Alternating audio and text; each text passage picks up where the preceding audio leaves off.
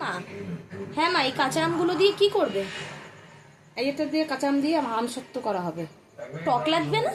একটু ভাত দিয়ে নেব জলে। আচ্ছা, ও এই জলের মধ্যেই সেদ্ধ করবে তাই না? হ্যাঁ, এই জলের মধ্যে একটু নুন দিয়ে দিলাম। আচ্ছা, তবে দিয়ে দাও আমটা হ্যাঁ, দেখি। এখনই দিয়ে দেবো আমটা। বাহ, দারুণ তো। হ্যাঁ মা, আমগুলো তো সিদ্ধ হয়ে গেল, এবার কি করবে? এগুলো নামিয়ে পেস্ট করে নেব। আচ্ছা, হ্যাঁ কড়াই তো বসিয়ে দিয়েছো, এর মধ্যে এবার কি দেবে? এই 200 গ্রাম চিনি দেব। আচ্ছা, এরপর এটা চিনিগুলো দিয়ে দিলে কেন? এবার গলে যাবে, তারপরে আমগুলো দিয়ে দেবো, কাঁচা আমগুলো দিয়ে দেবো। আচ্ছা আচ্ছা, এরপর কি দেবে এর উপরে? এগুলো কাঁচা আমগুলো দিয়ে দেবো। আচ্ছা, কাঁচা আমের পেস্ট।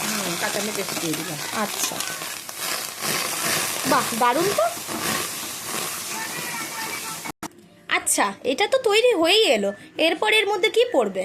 চিলি ফ্লেক্স এবং স্পেশাল মশলাটা পড়বে। আচ্ছা, এই স্পেশাল মশলাটা দিলে টেস্ট বাড়বে তাই না? হ্যাঁ। আচ্ছা, তো আপনারা অবশ্যই এই স্পেশাল মশলাটা অবশ্যই দেবেন, নালে কিন্তু টেস্টটা বাড়বে না।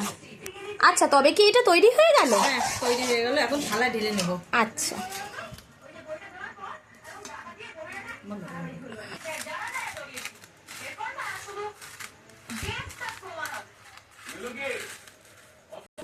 এই যে ছড়িয়ে দিলাম, এরপর এইটাকে শুকানোর পালা, শুকিয়ে উঠলেই এটা আস্তে আস্তে উঠে যাবে। এই রান্নাটা যদি আপনাদের পছন্দ হয়ে থাকে অবশ্যই বাড়িতে বানিয়ে খাবেন। বানানো খুবই সহজ আর খেতেও খুব টেস্টি লাগে। তার জন্য প্রথমেই লাইক, সাবস্ক্রাইব ও শেয়ার করে দেবেন, আর যারা ফেসবুক থেকে দেখছেন তারা ফলো করে দেবেন। টাটা।